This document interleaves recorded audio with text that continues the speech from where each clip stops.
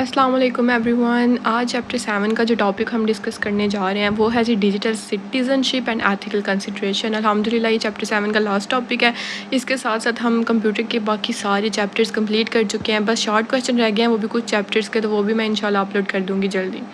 और अगर किसी को मैथ के नोट्स चाहिए और फिज़िक्स के चाहिए और कंप्यूटर के अगर बाकी चैप्टर्स की प्लेलिस्ट चाहिए तो वो सब का लिंक मैंने डिस्क्रिप्शन में दे दिया, तो आप वो भी जाके देख सकते हो। ठीक है, तो अब हम इसको स्टार्ट करते हैं। सबसे पहले देखें ये पहले वाला पैराग्राफ, इधर से स्टार्ट करूँगी। Digital citizenship involve understanding how to behave responsibly and ethically when using digital technologies and the internet. तो सबसे पहले तो इस पैराग्राफ में बताएंगे कि डिजिटल सिटीज़नशिप है क्या। ठीक है, तो जो हमारे पास ये डिजिटल सिटीज़नशिप होती है ना, इसका मतलब है कि ये समझना कि इंटरनेट और जो डिजिटल टेक्नोलॉजीज़ हैं हमारी, ठीक है, उनको यूज़ करते वक्त हमारी जो रिस्पॉन्सिबिलिटीज़ हैं यानी हमारी जो ज़िम्मेदारियाँ हैं, ठीक है, उनके साथ कैसे बिहेव करना है। ठीक है, समझ आ गई। It encompasses a range of behaviors and practices that help ensure a positive and secure online experience for everyone। तो इसमें ना ऐसे हमारे पास कह सकते हो आप रवैये होते हैं, यानी ऐसे बिहेवियर्स होते हैं या प्रैक्टिसेस शामिल होती हैं जो हर किसी के लिए अच्छा और सेफ़ ऑनलाइन जो एक्सपीरियंस है ना वो बनाती हैं। ठीक है, नेक्स्ट है बाय, किधर गया ये, by practising good digital citizenship individuals can protect themselves and other from harm, respect the right of. हाँ, ये अगली लाइन खुद पढ़ लेना, ये पूरी एक ही लाइन है। ठीक है, तो इसका मतलब है कि अगर लोग देखो अच्छी डिजिटल सिटीजनशिप प्रैक्टिस करें, ठीक है, by practising good digital citizenship, यानी अगर वो अच्छी डिजिटल सिटीजनशिप प्रैक्टिस कर रहे हैं तो वो अपने आप को और दूसरों को भी काफ़ी बड़े नुकसान से बचा सकते हैं। ठीक है, दूसरों के जो राइट्स हैं उनका ख्याल रखते हैं, ठीक है, और एक सेफ़ और इंक्लूसिव ऑनलाइन इन्वायरमेंट बनाते हैं। एग्जाम्पल देखिए उन्होंने दी हुई है कि पाकिस्तान में student should learn to communicate respectfully in online forums and social media platform. तो पाकिस्तान में ना स्टूडेंट्स को ये सीखना चाहिए कि फॉरम्स या सोशल मीडिया पे जो प्लेटफॉर्म है जैसे फेसबुक, इंस्टा, तो उन पर आप लोग इज़्ज़त के साथ बात करनी है, आपने रिस्पेक्ट के साथ बात करनी है, अपने आप को अच्छा शो कराओ। ठीक है, नेक्स्ट है दिस मीन्स अवॉइडिंग बुलिंग और harassment and not spreading false information. मतलब इसमें बुलिंग आ जाता है या हरासमेंट से बचना और गलत मालूमात ना फैलाना, इन चीज़ों में ये 3 चीज़ें आ जाती हैं और भी बहुत कुछ आता है, ये तो एग्जाम्पल्स है ना। ठीक है, आगे it also involves understanding the importance of digital privacy and securing one's online accounts to prevent unauthorised access.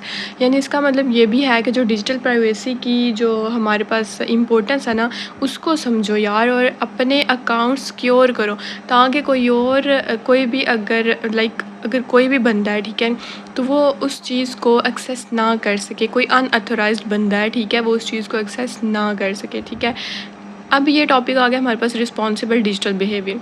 तो responsible digital behaviour means using technology and the internet in ways that are respectful and safe. यानी एक अच्छा जो digital behaviour है responsible, उसका मतलब ये है कि टेक्नोलॉजी और इंटरनेट ऐसे यूज़ करना जो हमारे पास रिस्पेक्टफुल और सेफ़ हो। अब 2 चीज़ें उसमें आ जाती हैं, यूजिंग स्ट्रॉन्ग पासवर्ड और अवॉइडिंग फिशिंग स्कैम्स। ये हम लोग दोनों चीज़ें पहले भी एक टॉपिक में लेक्चर में पढ़ के आए हुए हैं। अच्छा, अब यूजिंग स्ट्रॉन्ग पासवर्ड यानी create password that are difficult for others to guess. ऐसे पासवर्ड जो हैं वो बना लो जो दूसरे लोग गेस ना कर सकें, मुश्किल रखो। ये ना हो कि इंस्टेड ऑफ यूजिंग पासवर्ड 1 2 3 आप ये सिंपल सा पासवर्ड 1 2 3 रख लो। पता क्या करो, लेटर्स, नंबर्स, सिम्बल्स, इन सब को मिला के कोई पासवर्ड बनाओ। ठीक है, नेक्स्ट आता है जी हमारे पास avoiding phishing scams. Do not click on suspicious links और open email from unknown sources that ask for personal information. ठीक है, इसका मतलब ये है हमारे पास कि आप ना किसी भी ऐसे लिंक पे, अच्छा इसका मतलब है कि जो फिशिंग स्कैम्स है ना उनसे बचो। मतलब कोई भी अननोन लिंक्स, कोई भी ऐसा कोई भी लिंक हो तो उन पर क्लिक नहीं करो, और कोई भी अननोन ईमेल्स हैं उनको मत खोलो। यानी अगर आपको पता चल रहा है कि ये ईमेल तो किसी ऐसे मेल से आई हुई है तो मैंने तो इधर कुछ किया ही नहीं था, तो ये कैसे आ गया, तो आप उसको ओपन ही नहीं करो। ठीक है, तो ये खुद अकल यूज़ करो। ऐसी ईमेल्स, ऐसे लिंक्स पर क्लिक नहीं करो, ठीक है, जो पर्सनल इन्फो मांग रही हैं। अब एक और चीज़ मैं आप लोगों को इधर बताऊंगी कि कुछ टाइम पहले बड़ा ट्रेंड चला था कि सारी दोस्तें ना भेज रही होती थी कि वो दोस्ती का वो क्या परसेंटेज चेक करो कि दोस्ती कितनी है, कितने परसेंटेज है, ऐसे कोई लिंक्स आ रहे थे। ठीक है, और वो पागलों की तरह जाकर सारे उस लिंक पे क्लिक करके तो देखते थे कि हमारी दोस्ती कितनी परसेंटेज पे। ठीक है, तो हमने भी किसी ज़माने में किया था, लेकिन वो बहुत गलत होता है। ऐसे लिंक्स पे बिल्कुल भी क्लिक नहीं करना चाहिए, ये आपका सारा डाटा जो है वो स्टील कर लेते हैं, ठीक है। तो अगर आपको कोई दोस्त भेजते भी है ना, तो बस उसको इग्नोर कर दो, नहीं बोलो है ही कोई नहीं, दोस्ती है ही कोई नहीं। अच्छा, नेक्स्ट आता है हमारे पास एथिकल यूज़ ऑफ इंफॉर्मेशन। अब सॉरी, इसके ऊपर हमने वो एग्ज़ाम्पल तो छोड़ दी, इसको चलें। अब ऊपर ना हमने ये एग्जांपल छोड़ दिया कि if you receive an email claiming to be a from a bank asking for your account details verify its authenticity before responding, ठीक है। मतलब इसका मतलब है कि अगर हमारा बैंक है, ठीक है, तो अगर बैंक बनकर कोई ईमेल आए और अकाउंट डिटेल्स मांगे तो कभी भी नहीं देनी। पहले चेक करो कि असली है, लाइक रियल है या फेक है, ठीक है। उसकी ऑथेंटिसिटी चेक करो, तो फिर रिस्पॉन्ड करो, फिर रिप्लाई करो, ठीक है। नेक्स्ट है हमारे पास ethical use of information. Ethical use of information involves handling data and content in a fair and lawful manner. इसका मतलब है कि एथिकल यूज़ का क्या मतलब है कि डाटा और कंटेंट जो है ना हमारा, उसको हमेशा कानूनी तरीके से हैंडल करो, ठीक है। लॉफुल मैनर और फेयर यानी अच्छे, इन मुनसिफाना, लाइक बिल्कुल अच्छे से उसको ना करो। एथिक्स आप लोगों को तो पता है ना क्या होते हैं, ठीक है, यानी जैसे हमारे अच्छे मैनर्स होते हैं, तो इसी तरह इसका ये मतलब है कि डाटा और कंटेंट को भी ना आप लोग लॉफुल तरीके से जो है वो हैंडल करो, ठीक है। इसमें सबसे पहले आ जाता है रिस्पॉन्सिबल डाटा शेयरिंग। अब इसमें देख लेते हैं क्या है।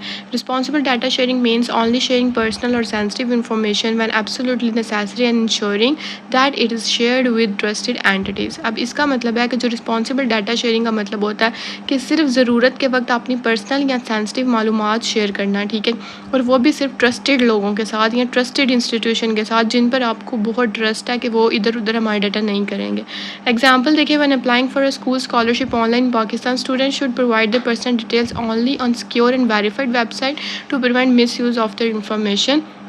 अब मिसाल उन्होंने ये दी हुई है कि देखो पाकिस्तान में जब स्टूडेंट्स ऑनलाइन स्कॉलरशिप के लिए अप्लाई करते हैं, जैसे आजकल भी होनहार वाली आई हुई है ना, तो उन्हें सिर्फ सिक्योर और वेरीफाइड वेबसाइट पर अपनी मालूमात देनी चाहिए, ठीक है, ताकि उसका मिसयूज़ नहीं हो। नेक्स्ट है हमारे पास एथिकल इश्यूज़। उसमें दो चीज़ें हैं, रिस्पेक्टिंग कॉपीराइट और अवॉइडिंग प्लेजरिज्म। एक तो ये बार बार आई जा रहा है, लेकिन हम इसको इग्नोर कर देते हैं, चलें। अच्छा, ethical issues information use include, तो रिस्पेक्टिंग सबसे पहले है हमारे पास कॉपीराइट। डू नॉट कॉपी और use someone else work without permission, यानी कॉपीराइट का एहतराम करना चाहिए, रिस्पेक्ट करनी चाहिए, किसी और का काम बिना परमिशन कॉपी नहीं करना चाहिए, ठीक है, यानी कुछ भी आप लोगों को कॉपी नहीं कर लेना चाहिए। एग्जाम्पल है, when writing a research paper student should not copy text from online articles without citing बोल दिया है, विदाउट साइटिंग द सोर्स, ठीक है। अब इसका मतलब ये है कि रिसर्च पेपर लिखते वक्त पाकिस्तान के स्टूडेंट्स को ऑनलाइन आर्टिकल से ना कॉपी पेस्ट नहीं करना चाहिए बिना सोर्स, किसी भी सोर्स का ना जिक्र किए, ठीक है।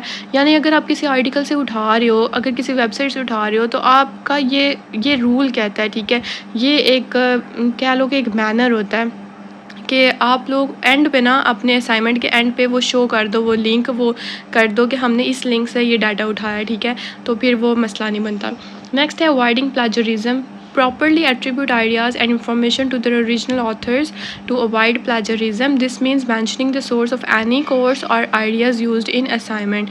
इसका मतलब है कि plagiarism से बचो। आप लोगों को पता है plagiarism क्या होता है? जब भी हम असाइनमेंट जो है अगर ऑनलाइन उठाते हैं ना, ठीक है, यानी उधर से कॉपी पेस्ट करते हैं ना, तो जितना पार्ट हमने वो कॉपी किया होता है ना, वो प्लेजरिज्म उतनी परसेंटेज पे आ जाता है कि इतना इसमें प्लेजरिज्म है, ठीक है।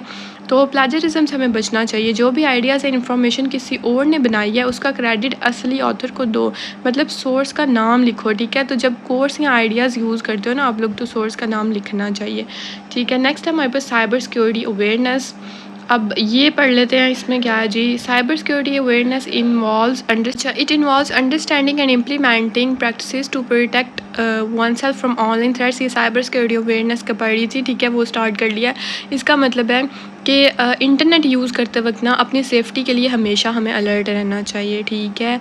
मतलब ऑनलाइन जो हमारे हैं ना, कह सकते हो रिस्क, खतरे जो होते हैं, उनसे बचने के लिए प्रैक्टिसेस को समझना चाहिए और उनको फॉलो करना चाहिए, ठीक है, कि हम कौन कौन सी प्रैक्टिस करके वो सारे वो जो लाइक होते हैं हैकर्स, वायरस, उनसे बच सकते हैं। तो ये देखिए कोलैबोरेटिव प्रॉब्लम सॉल्विंग आ गया हमारे पास, ठीक है।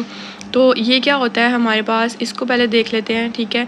इसमें देखिए लिखा हुआ है कि collaborative problem solving involves working together with others to address challenges and achieve common goals. तो इसका मतलब है कि हमें मिलकर प्रॉब्लम सॉल्व करनी चाहिए और गोल्स है ना जो उनको अचीव करना चाहिए।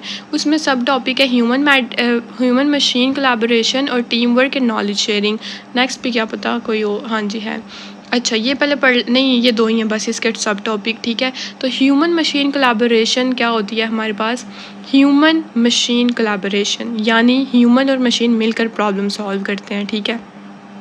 इसमें दो फिर आगे सब टॉपिक है यूजिंग टूल्स और कंबाइनिंग स्किल्स।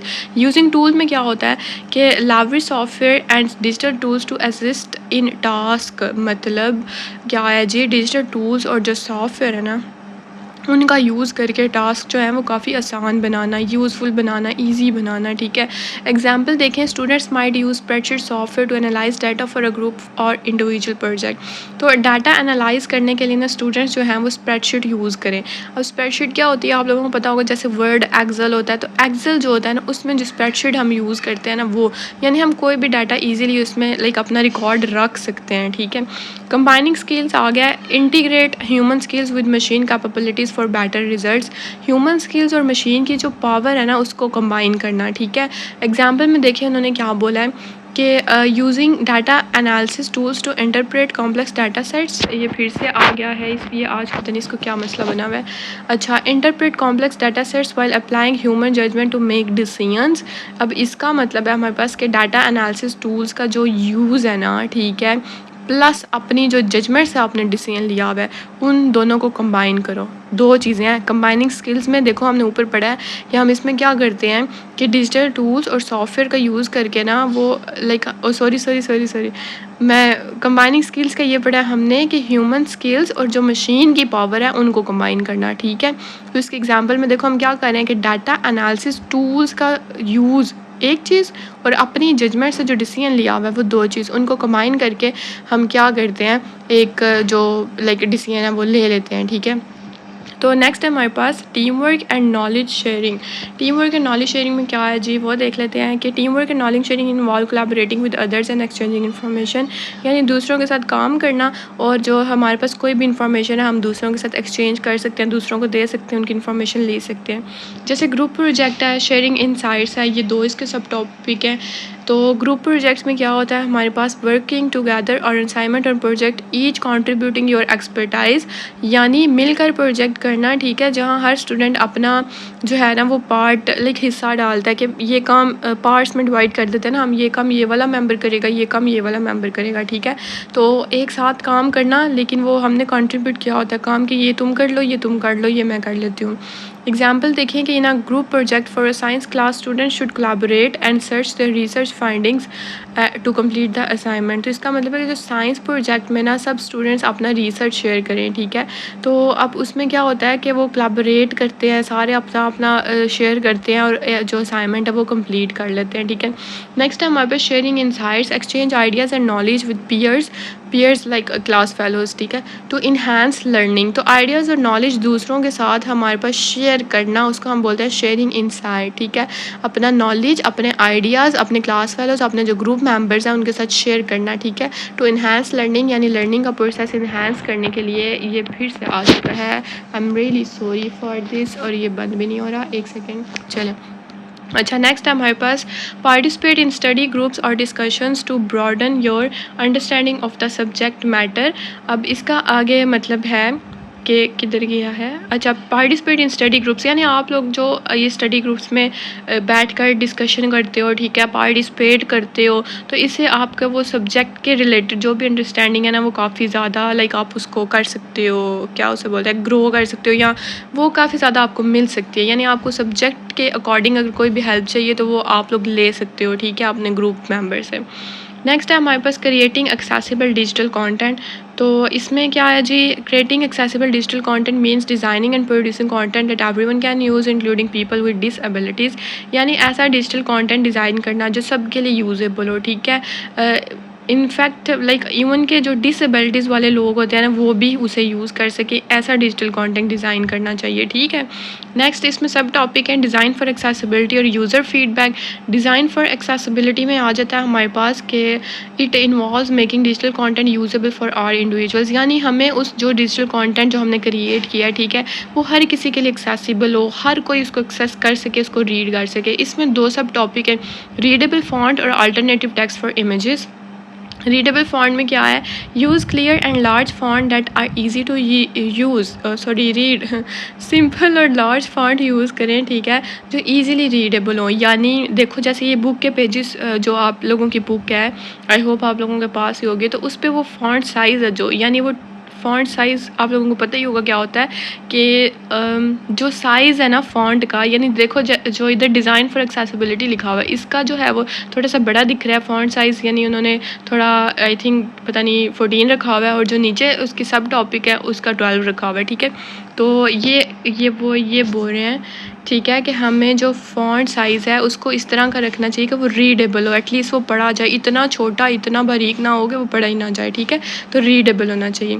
एग्जाम्पल देखें, चूज़ फॉन्ट लाइक एरियल और times new Roman and avoid overly decorative styles. ठीक है, इसका उन्होंने एग्जाम्पल दे दिया कि आप ऐसा कोई फॉन्ट स्टाइल भी यूज़ करो कि लाइक वो समझा जाए, वो पढ़ा जाए, ऐसा ना कोई यूज़ करो, कोई स्टाइलिश सा नहीं यूज़ करना कि जिसकी बिल्कुल समझ ही नहीं आए। ठीक है, नेक्स्ट है अल्टरनेटिव टेक्स्ट फॉर इमेजेस, यानी provide description for images so that visually impaired user can understand the content.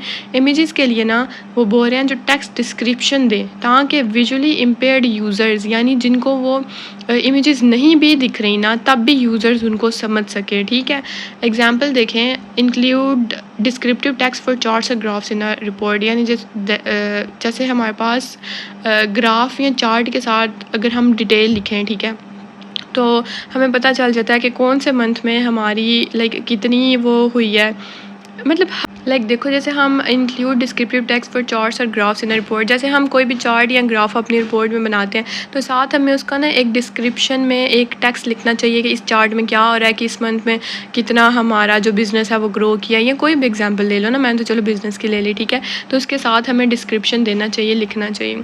Next है हमारे पास यूज़र फीडबैक। तो user feedback is about gathering opinions from users. अच्छा जी, यूज़र फीडबैक में ये लिखा हुआ है कि is about gathering opinion from user to improve digital content, यानी यूज़र से ओपिनियन लेना ताकि जो हमारा डिजिटल कंटेंट है हम उसे इम्प्रूव कर सकें। इसके भी सब टॉपिक है। सबसे पहला सर्वेज एंड फॉर्म्स। तो use service to collect feedback on digital content and make necessary improvement, यानी फ़ीडबैक कलेक्ट करना और उसकी बेस पर इम्प्रूव करना। ठीक है, तो हमें ऐसे सर्वेज़ को यूज़ करना चाहिए, ठीक है, जो जिसकी वजह से हम फीडबैक कलेक्ट करें, ठीक है, अपने डिजिटल कंटेंट के लिए, ठीक है, और उस सर्वे के अकॉर्डिंग हम क्या करें, एक नेसेसरी इम्प्रूवमेंट करें, यानी एक काफ़ी अच्छे और ज़्यादा उसको इम्प्रूव करें। ठीक है, एग्जांपल देखें, after creating a website ask user to provide feedback on their experience and make adjustment based on their suggestion. जैसे वेबसाइट बनाने के बाद आपको एक सर्वे भेजना चाहिए सारे यूज़र्स को जो वो वेबसाइट यूज़ कर रहे हैं, उनसे पूछो कि वेबसाइट में क्या मसला है, हम उसको कैसे इम्प्रूव कर सकते हैं, आपको क्या इशू आ रहे हैं। ठीक है, जैसे पता है ऐप व्हाट्सएप पर भी वो आता है कि आप ये रिव्यू दें जाकर ऐप स्टोर पे। ठीक है, तो ऐसे आ सकता है। तो ये होते हैं सर्वेज और फॉर्म्स, हम वो फिल करके अगर कोई भी मसला है तो हम उसको कर सकते हैं। ठीक है, नेक्स्ट है हमारे पास direct communication. Engage with user directly to understand their needs and preference. इसका मतलब है कि डायरेक्ट यूज़र से पूछो कि उनको क्या पसंद आया और क्या नहीं। ठीक है, यानी डायरेक्ट कम्युनिकेट करो यूज़र से, उनसे पूछो कि आप लोगों को और किस चीज़ की ज़रूरत है इस ऐप में, या आप क्या प्रेफर कर रहे हो। एग्जाम्पल देखें, ask classmate for their input on a presentation and use their feedback to enhance is effectiveness. अब इधर उन्होंने एग्जाम्पल दिया है कि अगर आप प्रेजेंटेशन दे रहे हो, ठीक है, तो क्लासमेट जो क्लास फेलोज़ हैं उनसे प्रेजेंटेशन पर फीडबैक लो और इम्प्रूव करो कि मैंने कैसी प्रेजेंटेशन दी है, मैं उसको और कैसे इम्प्रूव कर सकती हूँ। ठीक है, तो ये था हमारा आज का लेक्चर। अगर लेक्चर अच्छा लगा तो ज़रूर बताइएगा, अगर नहीं भी समझ आई तब भी बता दीजिएगा। चैनल को सब्सक्राइब करना नहीं भूलना। ठीक है, और इसी के साथ साथ हमारा चैप्टर नंबर 7 कंप्लीट हो चुका है। तो नेक्स्ट इंशाल्लाह हम इसके शॉर्ट क्वेश्चन आंसर करेंगे। ठीक है, इसके आई थिंक MCQs के तो बुक के लास्ट पे होते हैं, तो इसके तो नहीं अब कराऊंगी, वो भी पहले मैंने 3 चैप्टर के गलती से MCQs भी करा दिए थे। ठीक है, तो अब मैं सिर्फ शॉर्ट कराऊंगी अभी फ़िलहाल, और लॉन्ग क्वेश्चन मैं तब कराऊंगी जब मैं अभी ना बुक रिसेंटली मैंने पता करवाई थी तो मुझे मिली नहीं है, ठीक है। तो मैं बुक आ जाती है ना हार्ड फॉर्म में मेरे पास, आप लोगों के पास तो होगी, ठीक है। तो वो फिर मैं आपको लॉन्ग ना उसकी वो बुक से वीडियो बनाकर तो वो बता दूँगी कि कौन कौन से होते हैं सारे चैप्टर्स के, ठीक है। तो अपना बहुत ज़्यादा ख्याल रखें, चैनल को सब्सक्राइब करना नहीं भूलना, फिर से बोल रही हूँ, ठीक है। अल्लाह हाफिज़, थैंक यू।